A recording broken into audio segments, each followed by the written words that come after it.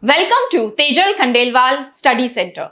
Today's topic is democracy. So let's revise democracy together. Demo means people and cracy means rule. So in the most literary terms, we can say democracy is rule of the people. It has been defined as rule of the people, by the people and for the people, which means in the larger public interest. Democracy in this sense becomes a form of government. And this is a narrow view of democracy. We also know that people are rarely unanimous. So, democracy results largely into a majority rule. And majority means more than half. We can also look at democracy in a more broader sense and a more deeper sense, which means as a value system and as a way of life.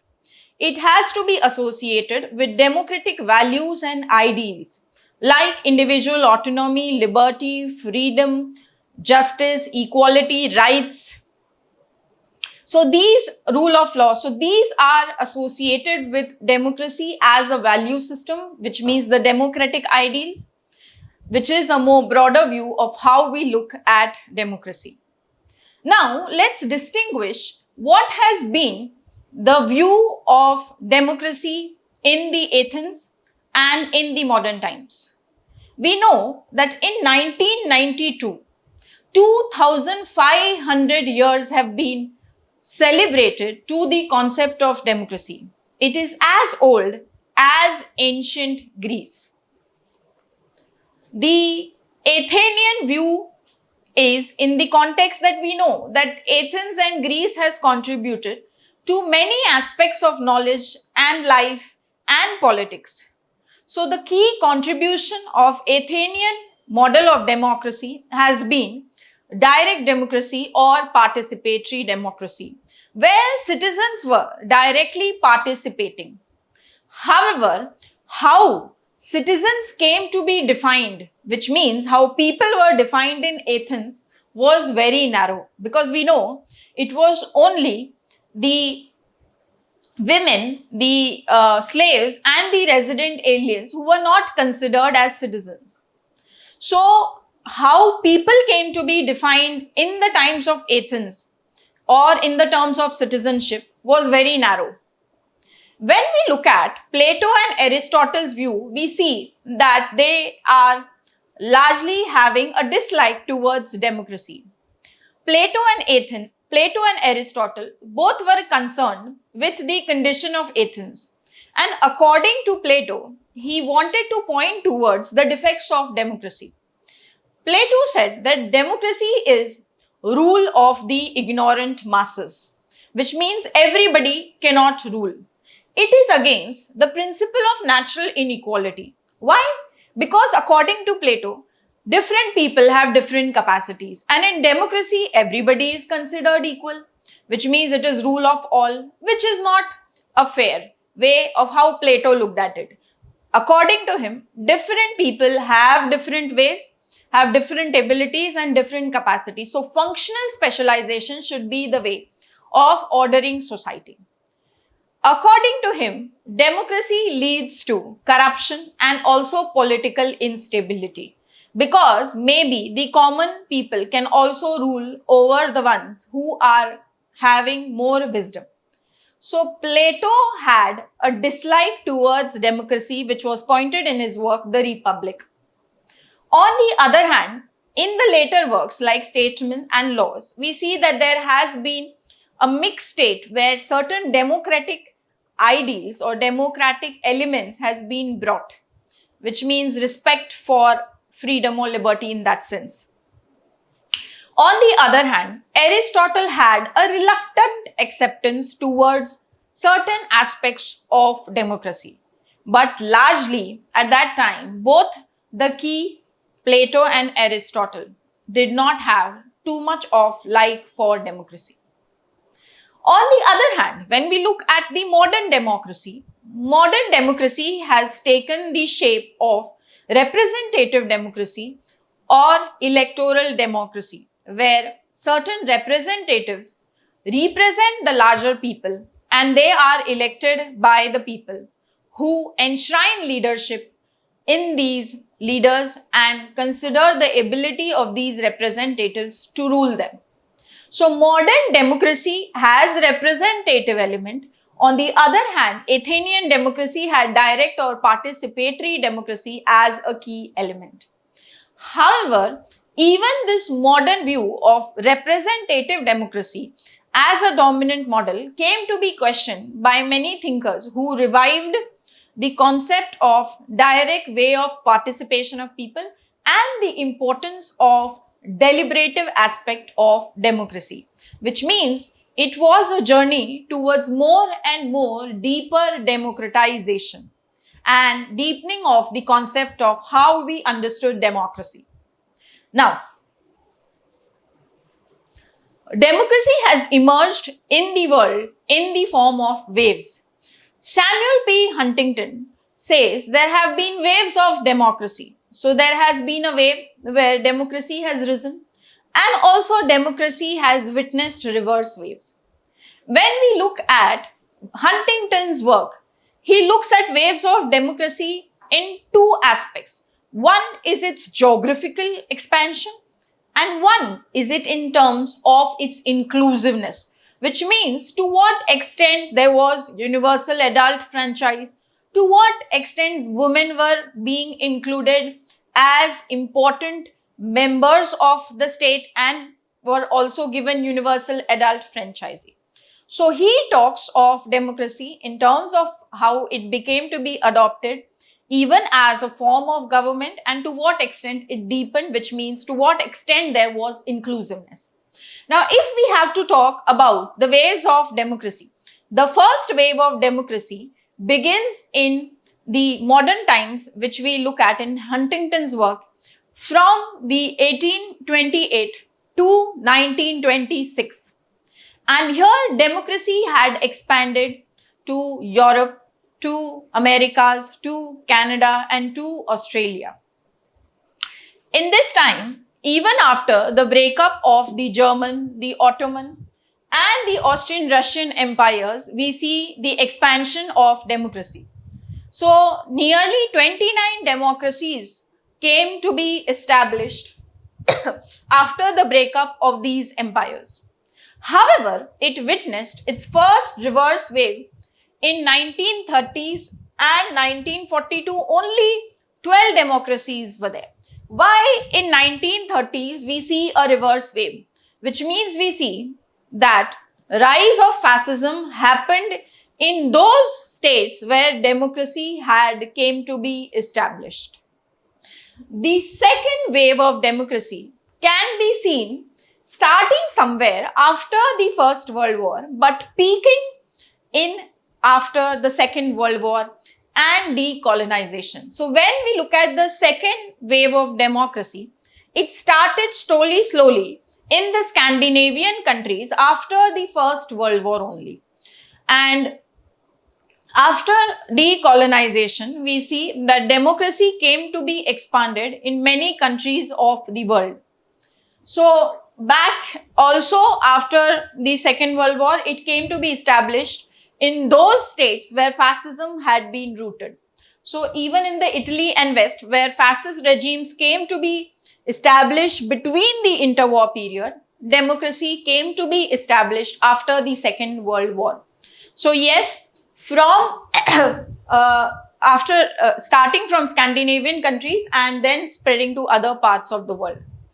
However, we see the second reverse wave being witnessed from 1962 to 1975. That even in those countries, which means the third world countries, democracy could not survive after decolonization. Except in India, we see that India was one of those countries in the third world who established universal adult franchise in its very first election. But we see that in 60s and 70s, there were a lot of tumultuous years and challenge even for Indian democracy. However, changes came to be made within Indian constitution and democracy survived. It proved to the world that you can do anything in India, but you cannot shake the founding beliefs, and the foundation of democratic values in Indian context. When we look at the third wave of democracy, it comes about after the historic democratic transitions that happened in 1980s in certain parts of Latin America and Asia Pacific. In 1990, after the collapse of the Soviet Union, even democracy came to be established in parts of the Eastern Europe. However, we see that a third reverse wave came to be established after the 2001 war on terror, and we see certain backsliding of democracy. There was a debate which says that maybe the fourth wave of democratization might come when we saw the Arab Spring in 2011 and 12. But it slid so fast that we never saw the institutionalization of the fourth wave of democratization. Now,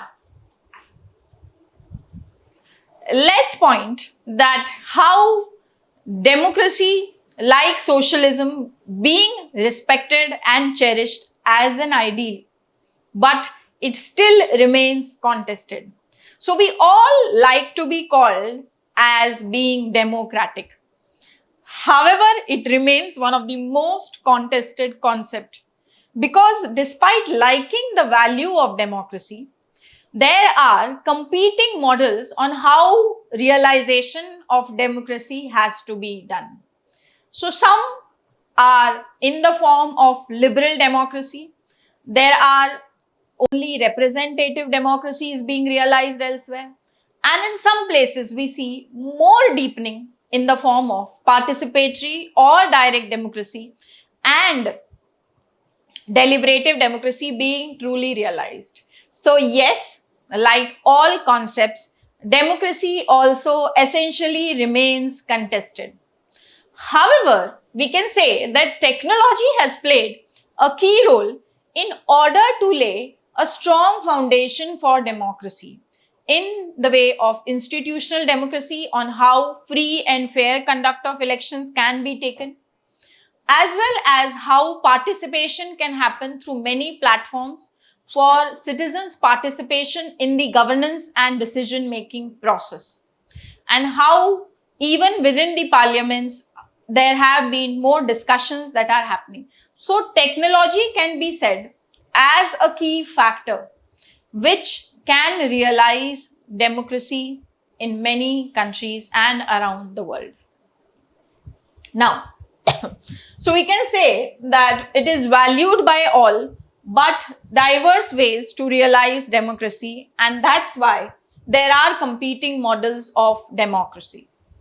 It is an age of democracy. So, like everybody values socialism and equality, everybody values democracy. But because of so many competing models, we can say that it leads to more democratic confusion than clarity. Now, let's look at the theories of democracy. The C.B. Macpherson divides the two aspects through theories of democracy.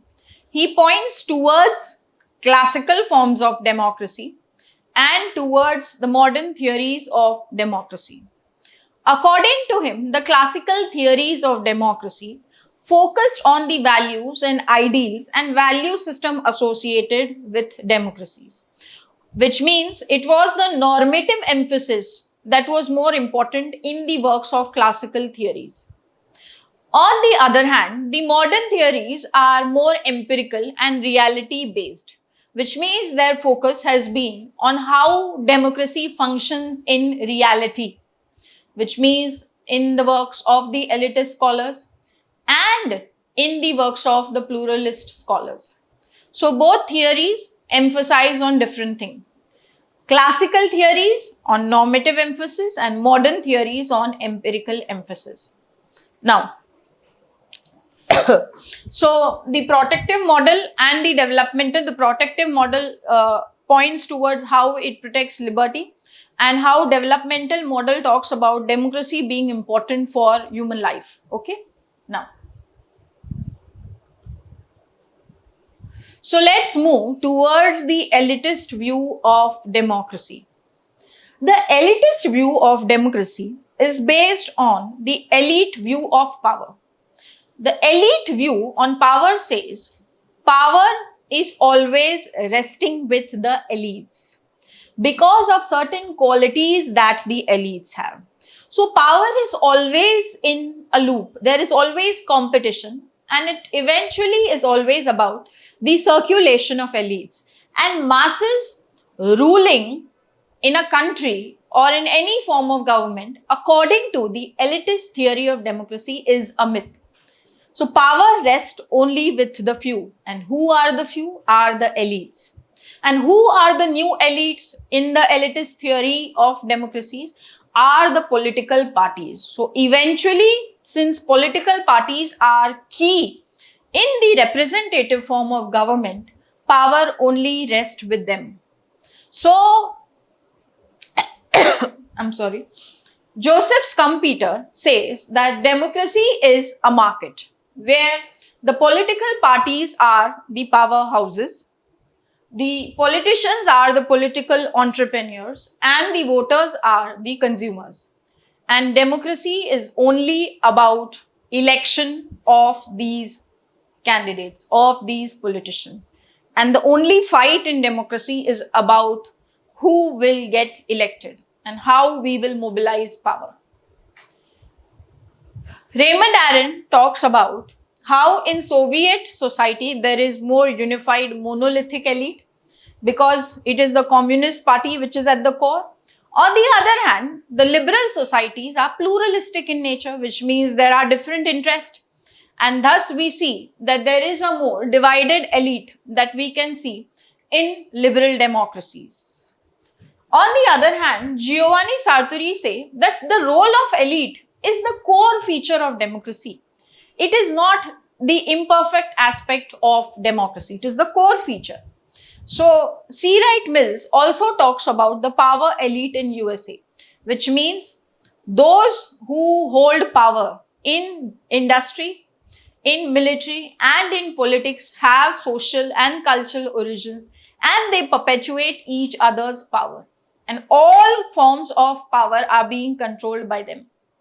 So the elitist theory of democracy, just deriving the influence of the elite theory of power, says eventually rule of masses is myth, because we know that people are rarely unanimous, and for them only political parties remain the key control of power, and how they will all, it is about struggle of coming to power and getting elected.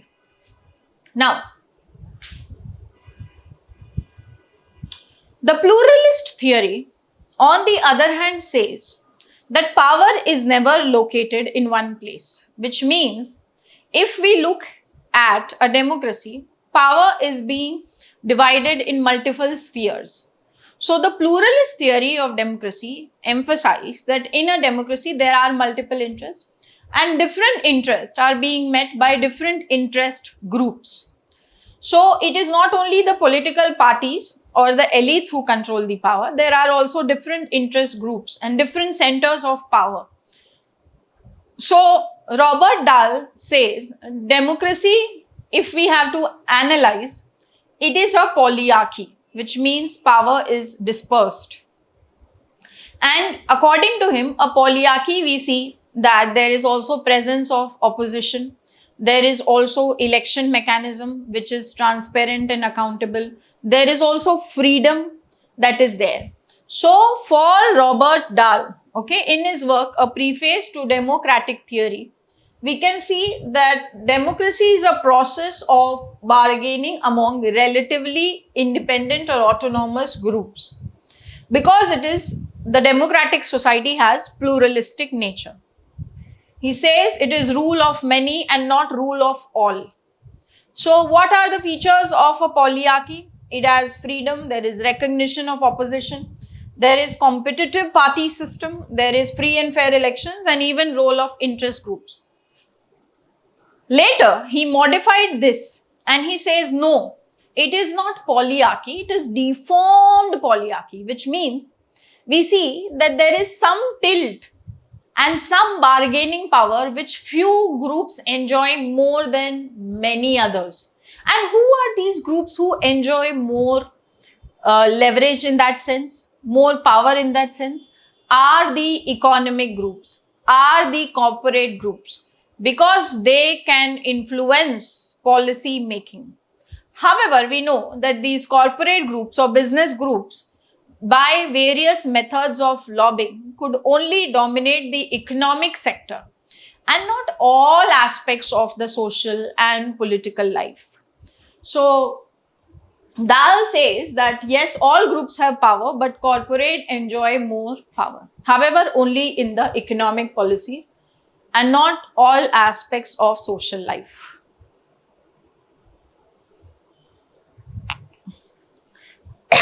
Now,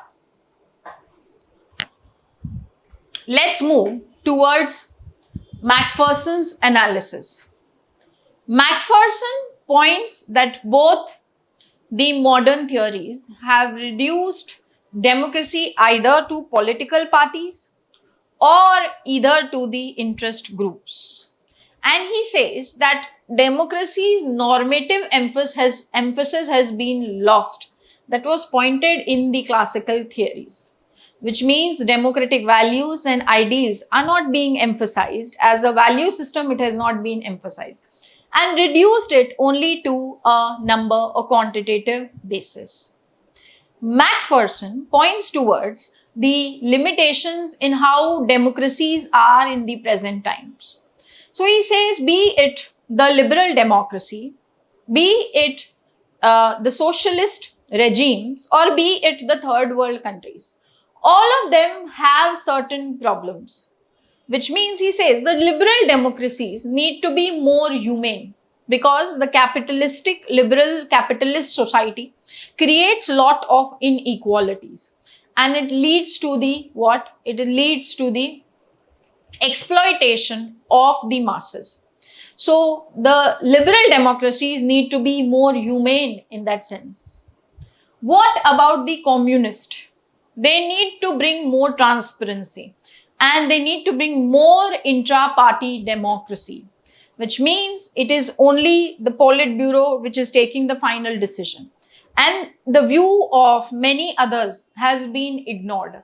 So intra-party democracy will bring more credential to the communist regimes. And the third world countries are facing crisis. They're facing crisis of legitimacy. And how will they establish legitimacy? So Macpherson highlights the limitations and he gives suggestions that can be brought in the various forms of democracy that are existing today or various forms of government existing today. So he says he is giving a radical theory of democracy. He combines the procedural as well as substantive aspect, which means yes, elections is important, interest groups are important, but we cannot miss the normative emphasis. So substantive aspects are also important. He points that both the elitist and pluralist theories have limitations. They miss the substantive aspect and focus on procedures. The elitist to elections and party politics, and the pluralist to interest groups. So both undermine the normative aspect. And democracy is for emancipation of humanity and it is built on a moral foundation which always needs to be recognized. He says that there should be an ideal democracy. What is an ideal democracy? See, democracy is for empowerment of masses. It is having a humanist basis, a humanist vision.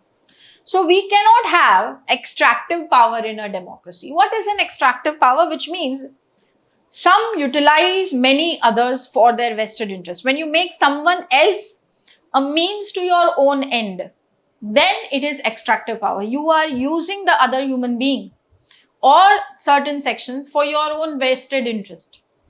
Democracy is not about extractive power. Democracy is about developmental power. Developmental, which means where people enjoy creative freedom. They can do something on the basis of their own capacity. Only that is where democracy truly resides. Okay. So Macpherson says there should be what? Creative freedom, the capability to do on your own and not others as a means to an end. So this is about the classical theories of democracy, the protective and the developmental model, and the modern theories of democracy, that is the elitist and the pluralist model. And both have been distinguished, one by the normative emphasis and one by the empirical emphasis, the working of democracy, and how Macpherson criticizes them and gives a more ideal version or radical theory of democracy, trying to highlight the limitations in all the theories as well as trying to put forth his own version of an ideal democracy. Now let's move ahead. Now let's analyze the liberal form of democracy. If we look at democracy, it is a very old idea since the time of ancient Greece. And liberalism as a philosophy, a doctrine, or as an ideology emerged in the modern times, in the 16th and 17th centuries. However, today, the term liberal has been associated with liberal democracy. It is because it has become one of the most dominant form of democracy, especially in the West. However, if we look at the evolution of liberal democracy, we see that classical liberalism based on utilitarian basis or economic liberalism led to a lot of inequalities in society, and the Marxist challenge brought key changes in leading to liberal democracy. And liberal democracy is devised upon a free market economy along with universal adult franchising. And we also see that in many of these states, welfare state as an idea has come to be established. Now, if we look at the principles that guide liberal democracy, it is about government by consent. It is the rule of majority. However, there is also recognition of minority rights. There is public accountability after every 5 years also that we can see. And there is importance of constitutionalism. Constitutionalism means limited government. It is set of ideals and values in order to ensure a limited government, ensure checks and balances, ensure the importance of rule of law. On the other hand, when we look at the mechanisms of the liberal democracy, we see competition amongst many political parties or two political parties. Unlike if we see in the Soviet Union or communist China, there is never a two-party system or a multi-party system that can be realized because there is absolute concentration of power in that single party. On the other hand, in liberal democracies, there can be two-party systems or multi-party systems. We see universal adult franchising is a key feature. We also see regular elections that occur. Periodic elections also are an important feature. We see that public offices are open to all, irrespective of what is their birth or gender. And there is merit, which is the basis of holding public offices, and not privileges or hereditary basis. We also see that there is protection of liberties because individual is the key feature within the liberal philosophy. It is the center of liberal philosophy. And we also see the independence of judiciary. So these are the principles and mechanisms on which liberal democracy function. However, obviously, the Marxist and socialists make a severe criticism of associating liberalism with liberal philosophy with democracy and how it is not truly democratic in character according to the Marxist because it continues the oppression of the masses. Now, Let's see the direct and indirect forms of democracy. So, direct democracy is where there is some mechanism where citizens can participate in the democracy. So, there are tools that are available. It is a democracy which ensures that there is public participation in many of its functions.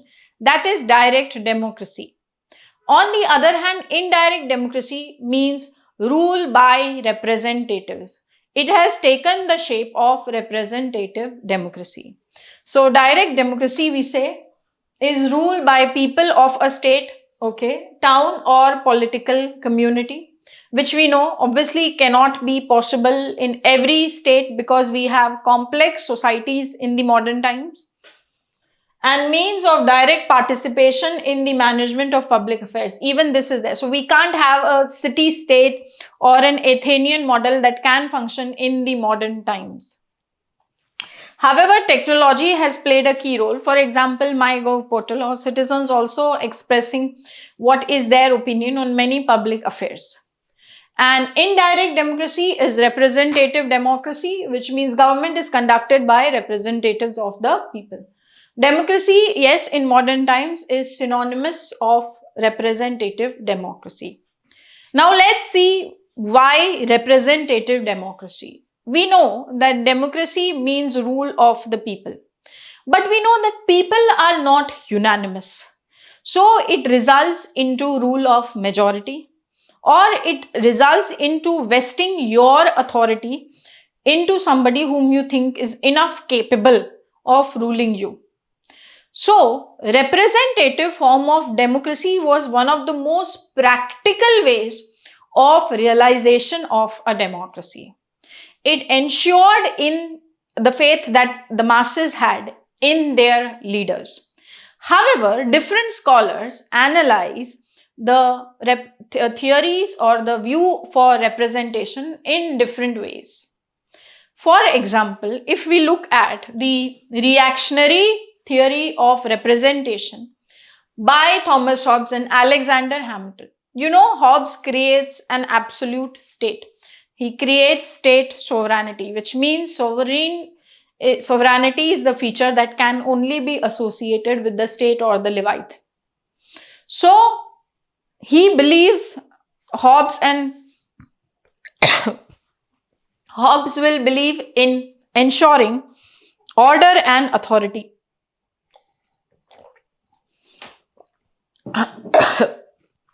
Ensuring order and authority and superior knowledge and wisdom of the politicians, which means the masses should obey in the whatever the representatives are telling them to do, in that sense. Okay, fine. On the other hand, when we look at the conservative theory of representation, they also have similar line of thought in the works of Edmund Burke and James Madison. They point towards elitist theory and say it allows people to choose representative from the elite group and not from the masses, which means elites who have the capacity of organization, certain talents, certain leadership skills and aptitude which the masses don't have. So from the masses, we cannot have anybody to rule, but only from a certain group of elites that certain leaders can be chosen. So conservative theorists of representation also believe in the capacity of the elites only to rule.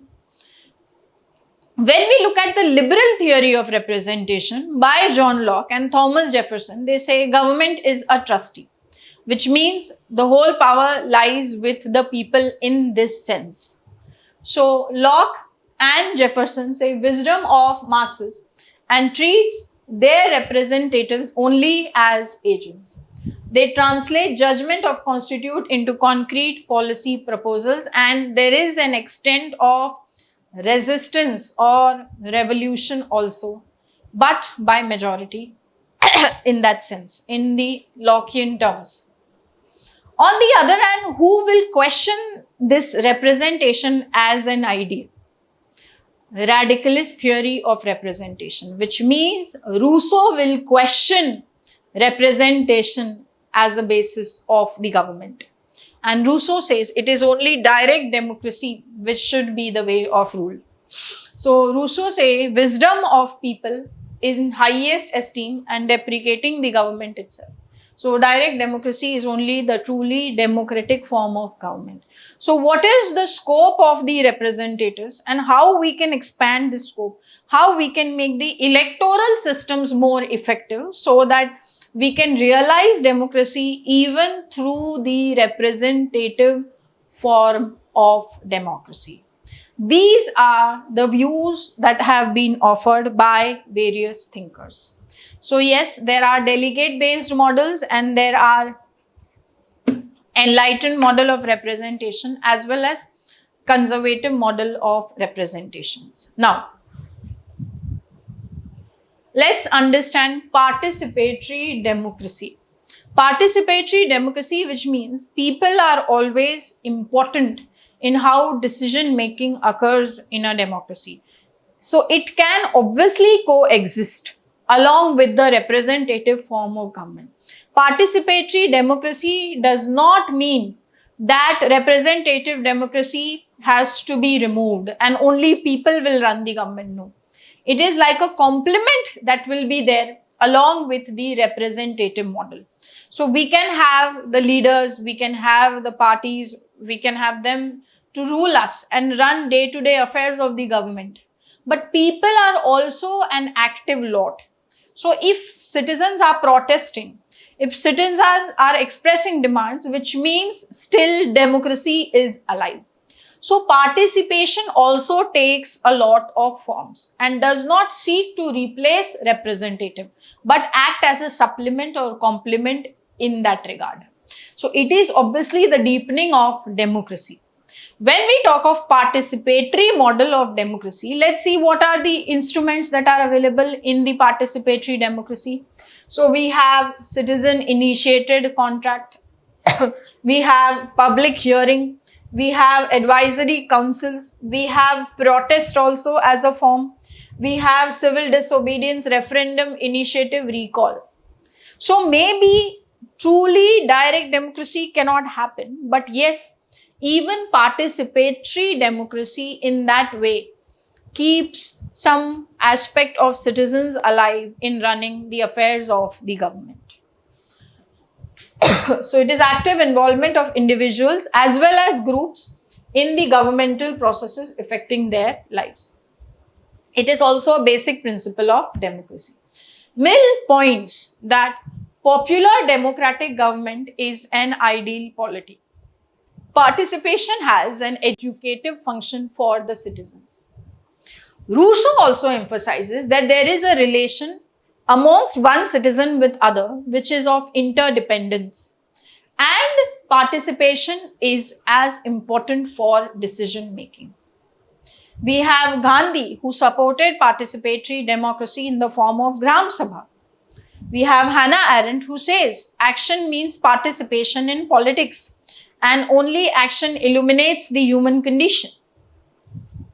Carol Patman and Benjamin Barker also talks about participatory or strong democracy. So it is deepening of democracy. Okay.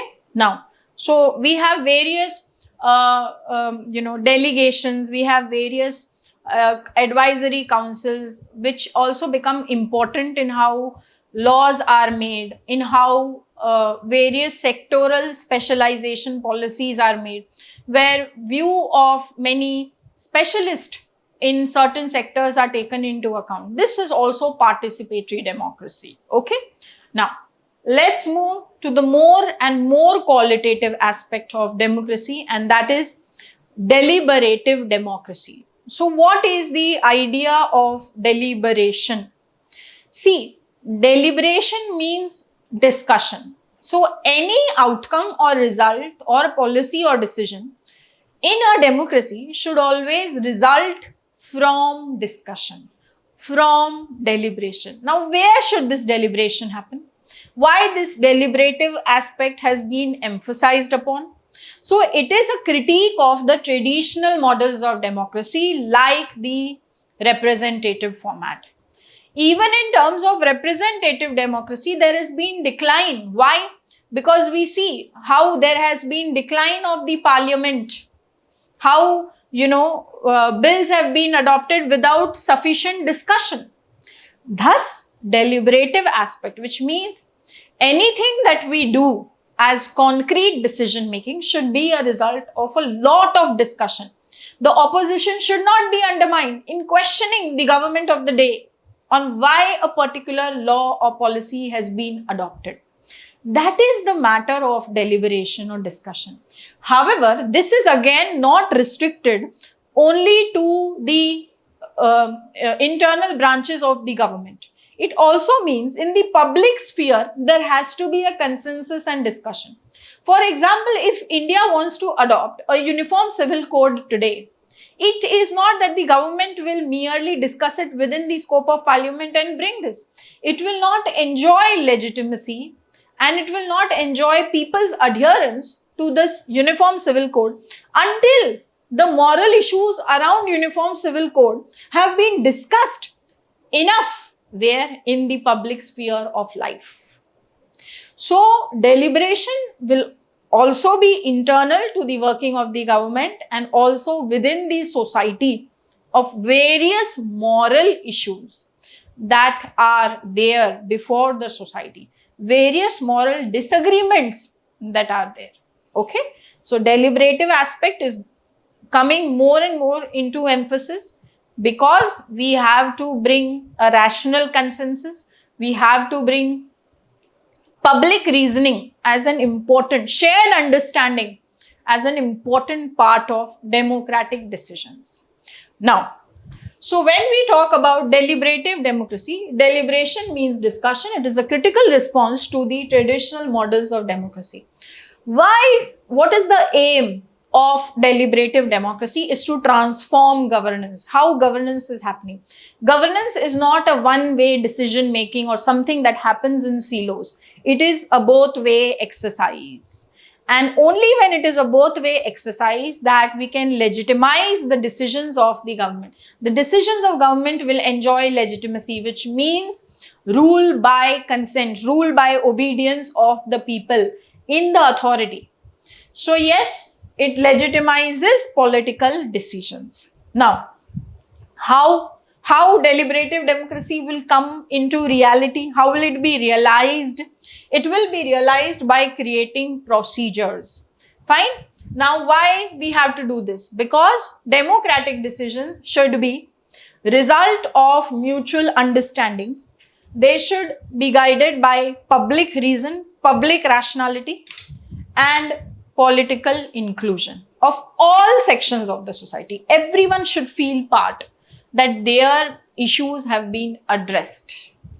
Now, why the need is there? Because we know there are power asymmetries. Some stronger groups, assertive groups, can always bring their opinion in the public, but many others will not be able to do. So power asymmetries exist. Then social exclusion also happens of the marginalized sections. We also see there is mutual distrust. So if uniform civil code has to be brought, there is a mutual distrust among certain communities. How will we realize this code?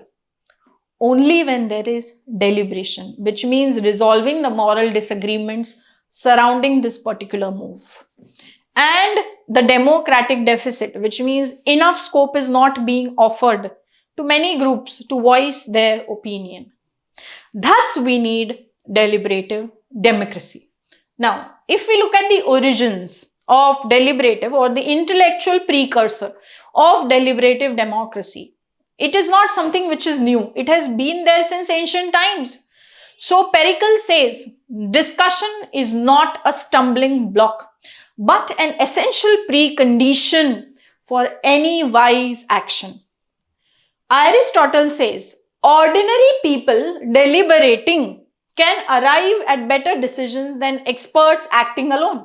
So he'll also question in that way philosopher King. He says law results from common sense, common will of the people. That's why rule of law is more superior than rule of philosopher King. So he believes in that way that people arriving at common consensus is better than one person acting alone. So deliberation is important. The whole idea of dialectics in ancient Greece is what? Deliberation. Rousseau says democracy is not majoritarianism, which means rule of majority. So we also have to have a method of arriving at rational policies. So even minorities have to be taken into consideration. Okay. Now, let's look at in detail the contemporary theorists who talk about what? Deliberative democracy. In this regard, we have the view of Jürgen Habermas. Now, Habermas says, first he derives the basis of the theory of communicative action. So what is the basis of this? So firstly, he redefines rationality. So rationality does not mean possession of knowledge. Rationality, which means practicality of that knowledge, to what extent we possessing knowledge can apply it in the real sphere of our life to make our life meaningful. That is true rationality. And from this rationality that people have, which is interdisciplinary, which is epistemic, and which is practical, he says there are two kinds of action. One is a strategic action and one is a communicative action. In a strategic action, we do things which fulfill our individual goals. And in this way, we utilize others for our own benefits, individual thoughts, individual ideas. On the other hand, communicative action implies that those, which means we fulfill the goal, common goal, we arrive at common good through that action. So communicative action, which means I am not only fulfilling my individual goal, I am moving towards a common goal. Your goal and my goal have some weight together. So Habermas says rationality is practical knowledge. It is not possession of knowledge. It is epistemic, practical and intersubjective understanding. And that's why we know he's also a critical theorist, because he questions any singular way of understanding things, how critical theory developed across all disciplines and not only in political science. Now, so subjects acquire as well as use their knowledge. It is not only acquisition and possession. That is the importance of critical theory, right? It needs to have some social application. Now, so he talks of two kinds of actions. One is the strategic action, which does not come from which is not a mutual understanding. It is only achieving individual goals.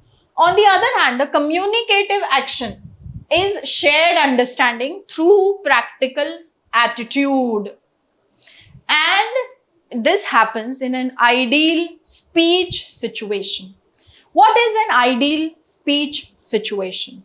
Which means there is an aim to arrive at a rational consensus, shared understanding.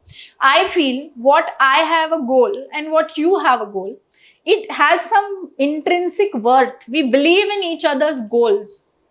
That's why we come together and we arrive at a rational. So in an ideal speech situation, people are coming and arriving at common decisions, common goals. Okay. So it is to arrive at rational consensus. Communication is free, guided by reason and not force. So everybody can freely speak because I know we want to arrive at a rational consensus. Now let's see how. So he talks of a strong communicative action. What is a strong communicative action? A strong communicative action, so he says, it is in order to arrive at a shared understanding of things. How and why do we have to arrive at a shared understanding in the public sphere? Is because the goals have some intrinsic worth, they are reasonable or they are merit-worthy. I believe what I am aspiring and what you are aspiring, it is all for our common good. Because we all use practical knowledge. We use our rationality for good. Okay. Now, it requires obviously what? Because I believe in you, you believe in me, we believe in a cause, right? Which is a common cause, a common goal. So, it requires cooperative behavior. Speakers coordinate action and pursuit of individual or joint goals. So maybe, I may not have a goal, but I understand that what cause or justice you are fighting for is enough worthy, reasonable to fight for. So ideal speech situation is where people can rationally arrive at a consensus, not merely knowing good or bad, but how they use it practically, how they use it to develop a shared understanding in the public life. Okay, now Speech Act, he says, they are reasons provided by the speaker which are informative as well as guided by action. तो speech act मतलब सिर्फ बोलने के लिए नहीं, उसमें एक direction भी होना चाहिए. Okay, now it claims to be open to both criticism as well as justification. It is in both ways. Understood? So when Habermas says that theory of communicative action, which means arriving at common consensus, rational consensus, shared understanding, and this happens in a free environment where you are not forced or you are not pressured upon to say something or do something. Everybody is free. Like for example, I'll give you very simple. In the parliament, for example, a party uses whip in order to ensure that the parliamentarians or the legislatures vote in a particular direction. Now, even if the parliamentarian or legislature knows that the vote I am doing, my moral conscience is not allowing. So, if I vote for the party, I have a dilemma. Why? Because actually I should vote against it. My conscience as a legislator, I have to be accountable largely to the public, welfare of the public. And my moral duty is that. But I am forced to vote in this direction so that my party's face will be saved within the parliament. So is there an ideal speech situation? No. Because you are forced to do something which is going against your duty as a legislator. You are voting merely as a party worker who has to show loyalty in every sphere of voting that is being done upon. That is an ideal speech where people should not be coerced or forced. They should be freely allowed to arrive at rational consensus. Understood? Now, let's look at what Amartya Sen says about deliberative aspect. Now, Amartya Sen says deliberation, discussion and direct aspect of democracy is very, very vital. Dialogue is very, very vital. So, he talks about public reasoning. Now, before we move towards the idea of public reasoning, what is the emphasis that Sen contributes to the theory of, or to the aspect of deliberative democracy? He links justice with democracy. How? He says we should not only be having a institutional based approach towards justice like Rawls has, transcendental institutionalism, which means if you arrive at rational procedures, outcomes will be good, justice will be established. That's what Rawls aims. But Amartya Sen says, no, we have to move towards realization focused approach. What is this realization focused approach? How justice will be established, which means how unjust and unequal conditions, injustice will be addressed. That's when we move towards justice. So he is more moving towards a realization focused approach, and he brings the idea of deliberative aspect of democracy in light of justice. He links justice and democracy. Democracy and the conditions that it will only truly bring a just society for Sen. So, in this regard, Sen makes a relationship. For him, democracy is public reasoning and government by discussion. He says a realization focus approach provides practical tools to recognize injustice and focus on outcomes realized by actual social institutions. How he does that? So he makes a distinction. Now, you might have understood procedural aspect of democracy focusing on elections, and substantive aspect of democracy which move towards values, which move towards justice, which moves towards free speech or deliberative and participatory aspect. But Sen goes a little more different. Sen makes a distinction between institution view and the procedural view of democracy. For you, in a general parlance, you might think that institutional and procedural view is same only, but he makes a distinction between the two. So he says, when we talk of the institutional view of democracy, it implies elections and ballots, which means how we will establish a government. That all it is about, right? So it is rule of law within the states, and it is about representative government. That is what is the institutional aspect of democracy. And what about procedural aspect according to Amartya Sen? He says procedural view of democracy is how democratic these procedures and decision making things are.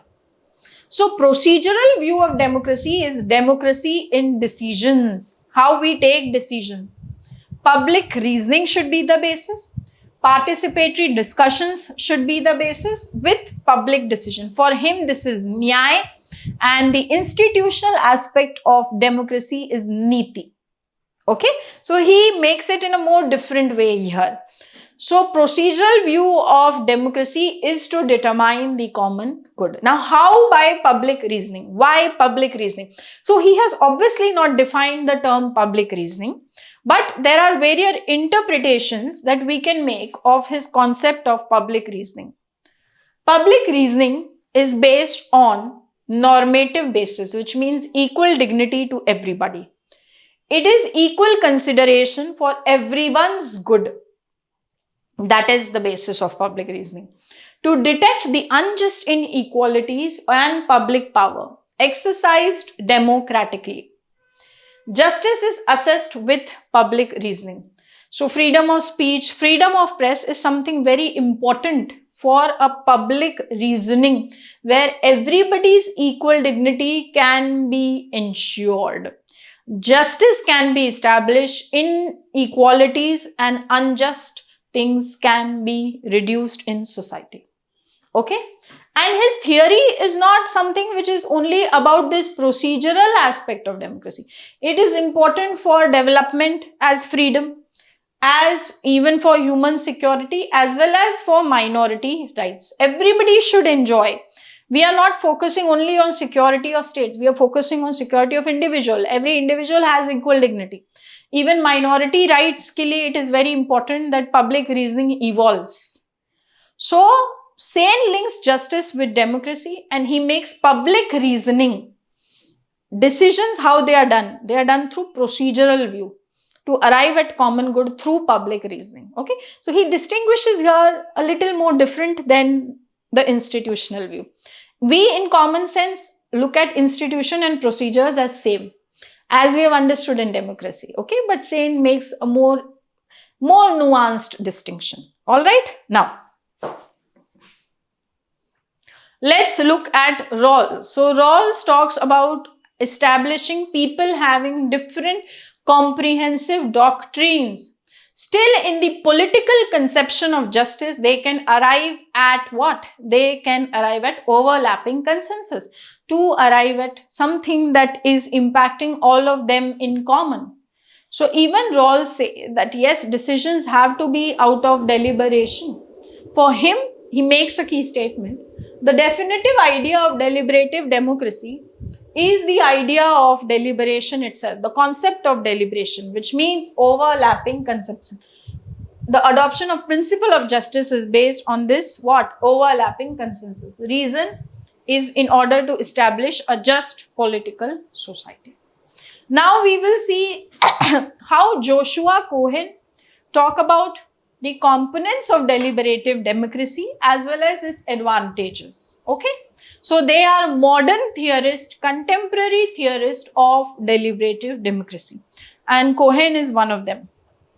Now, so Cohen says the components of deliberative democracy, firstly, he says it is independent association of people in continuity, right? It is deliberation, which is the basis for formation of laws. He says deliberative capacity of recognized members, respect for pluralism of values, and deliberation should be the source of legislation, which means how we arrive at decision. We arrive at decision where everybody is independent and everybody is allowed to continuously deliberate. We believe that every judgment holds some weight, and that's why we respect it. That's what, no, common and shared understanding. That's what even Habermas was saying. Fine. And how we need to value everything, pluralism of values, respect every value.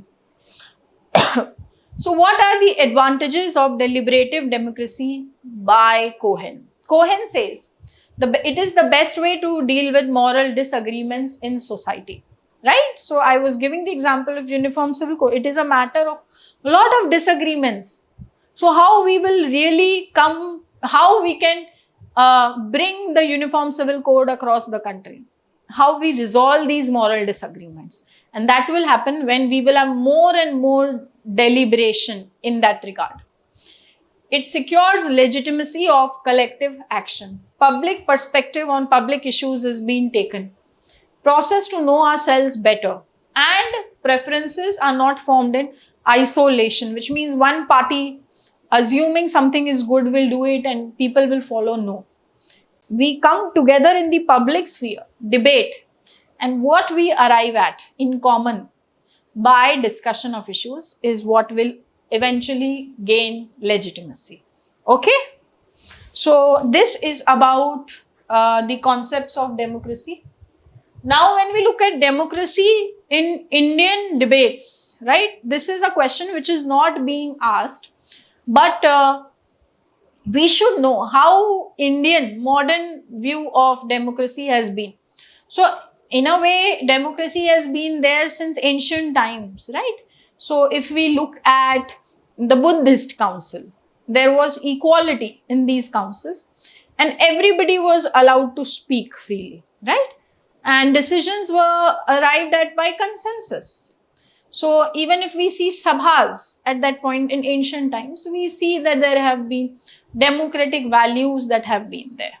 However, in modern times, we see the work of Nehru and Lohia. Now, Nehru is someone who has been, the whole foundation that he laid for India was on constitutional and democratic institutional traditions.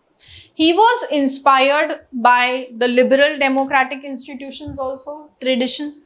He was inspired by Fabian socialism, which means the parliamentary road to achieve socialism. And he also was inspired by the Soviet path on how centralized planning had brought in a rapid economic transition and growth. So Nehru was inspired by many different ideals.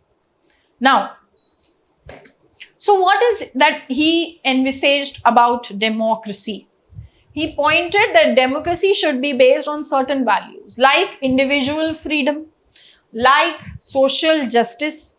So economically weaker sections also need to be taken into consideration. There has to be debate and discussion as well as free public discussion. And he is more he's a key critique of capitalism in this sense. Even though he likes the liberal democratic institutions and he believes in the power of parliament also. He calls it as temple of democracy. Now, Lohia says he's critical of both communism as well as Nehru's democratic socialism. According to him, there has to be decentralization of power. Everywhere there is centralization of power. So he says inequalities of capitalism is because of technology. And there is a centralized state apparatus that comes into being. So he says, democracy should be process of empowerment and people should take control of lives. So he says there has to be power decentralization through center, province, district and village levels, and smaller industries are the basis of the economic model, and not how the technological know-how has brought in factory and machine based production. It will continue to perpetuate inequalities. So we should focus on cottage and small scale industries. That's when inequalities in economic sphere and power decentralization in the political sphere, that we can truly have empowerment of the masses, which is the goal of democracy. Now, let's move towards cosmopolitan model of democracy. What is the idea of cosmopolitan? Cosmopolitan means human dignity is the basis of respecting anybody, which means irrespective of your citizenship, of your nationality, of your religion, of your gender, you are being valued because you are human, because you are a person who is worthy of respect. So we know even democracy common foundation is what? Democracy's foundation is human dignity, right? And even so, talking of something like cosmopolitan democracy is paradoxical, because democracy and cosmopolitan, both ideas have human dignity at its basis. There is nothing to be attached with them together. However, Kant, David Held, they talk of cosmopolitan democracy that needs to be applied due to how globalization and inequalities that it has created. This globalization has come as a challenge also to the nation state, as well as we see the global institutions, the international institutions, there is a lot of democratic deficit. So we need to bring values of transparency, accountability and reforms in the working of these international institutions, because they are also shaping lives of people at large. So we have to apply democratic values at global level also. Okay. So according to David Held, the forces of globalization have led democratic deficit in the international institutions as well as undermine the power of nation state. Now, so it is not an alternative to nation state. However, it complements democracy at national and local levels. National and local levels by government within the country. तो externally democracy को कैसे realize करेंगे? Global level पे, ठीक है? So application of norms and values of democracy at the global and transnational levels. Transparency and accountability. Cooperation among states on the global level. Global issues, political, legal, administrative and regulatory institutions even at the global end, like European Union. ठीक है? Fine. So this is the way how democracy can be taken even in global sphere. तो democracy और cosmopolitan का idea तो common है, ये कहने की जरूरत ही नहीं है कि कॉस्मोपॉलिटन डेमोक्रेसी में इक्वल डिग्निटी और वर्थ है, इसीलिए रूल बाय पीपल है, और कॉस्मोपॉलिटन का मतलब इंसान को रिस्पेक्ट करने का बेसिस ही ह्यूमन डिग्निटी है, ठीक है? So these two terms are something we don't have to look at them as separate, they have the same basis. Okay. Now what are the paradoxes of democracy, which means Larry Diamond points towards contrast. किसी भी चीज में कुछ inherent problems होती है, तो democracy में भी कुछ नेचुरल पैराडॉक्सेस हैं according to Larry Diamond. So he has studied many democracies in the world and he says that there are certain paradoxes जो इनएविटेबल पार्ट है, लेकिन कुछ सोल्यूशन भी है that we can use to correct these problems internal to democracy. Which means when we say democracy is ruled by all, but we know, can everybody rule? Or we can say, of the people, by the people, for the people. But do people agree on everything? Is there unanimity in judgments? So there is majority rule that happens.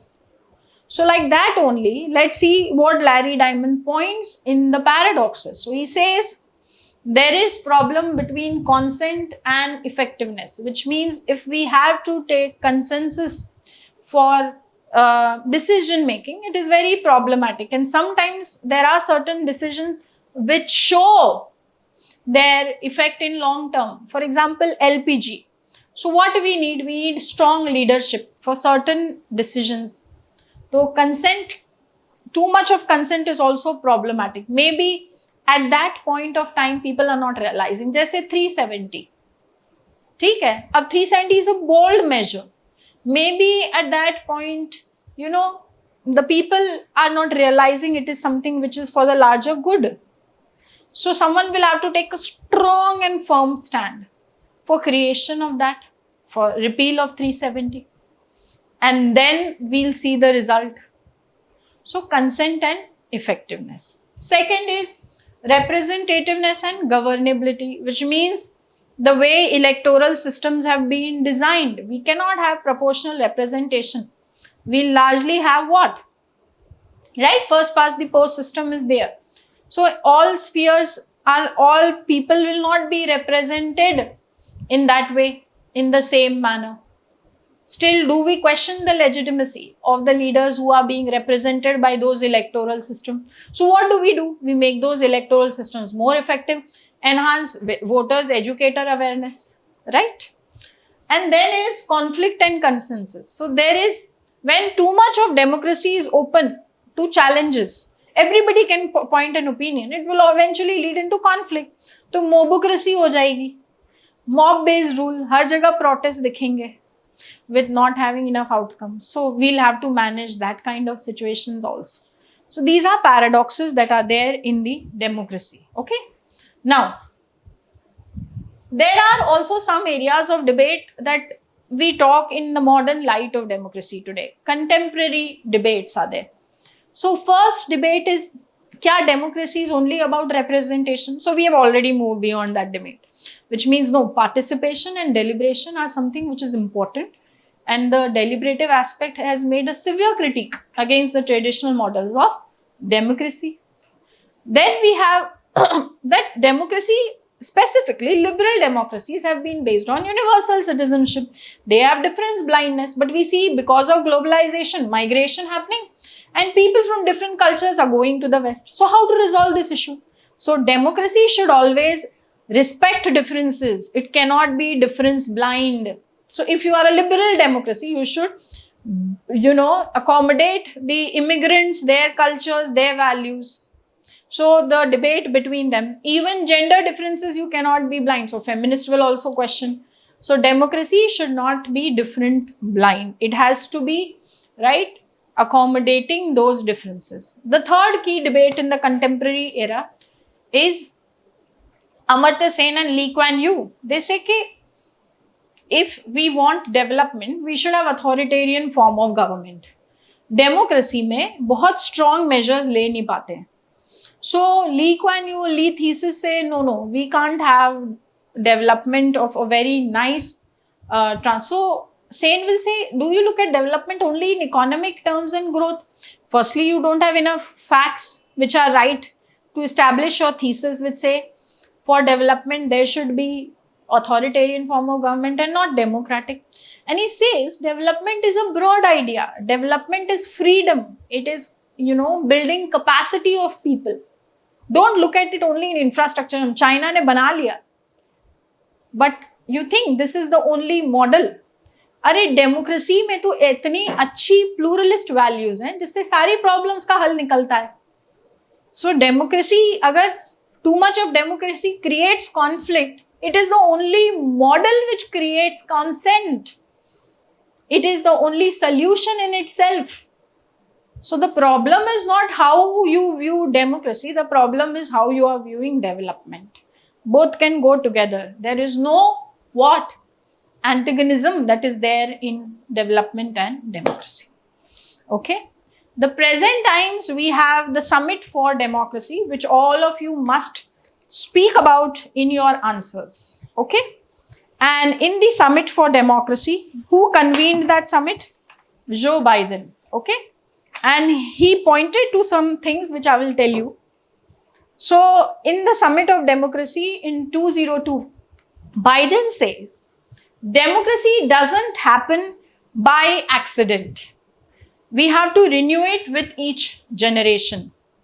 We have to defend it. We have to fight for it. We have to strengthen it, and we have to review it. He says we have to stand for justice and rule of law, for free speech, free assembly, a free press, freedom of religion, for all inherent human rights of every individual.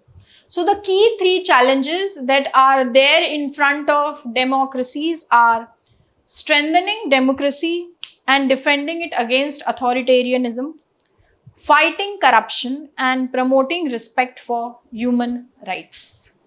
Now, China has also adopted a model of their own of democracy, which they call it as consultative democracy, or socialist democracies, which means we do not have to necessarily be adopting liberal way of life to have democracy in the country. So consultative democracy is a farce. You know why? Not because it is not emulating the liberal model, but there is a challenge. If we understand the working of China, there is one party, one state, one leader. The multi-party election that they are showing is not truly democratic in that sense. There is a lot of opacity and lack of transparency. Accountability mechanisms are also poor. How the lower house and their working is, it is like, proxies that are there. All decisions, how controlled by party elites of the economic side of the PSUs there. So the consultative democracy, they say they are providing a communication channel, but are they truly adhering to values of democracy? Now, obviously, it remains contested what should be values. But that is also one model. They claim it like that. So yes, that's why Summit for Democracy says we need to save democracy from authoritarianism. All right. So this is about, you can also bring in the facts that are there from the We Democracy report. They are very interesting facts, and add them to your answers. They will enrich it. All right. Thank you so much. I hope you understood democracy and all the contemporary thinkers who speak of the competing models. Take care. Bye.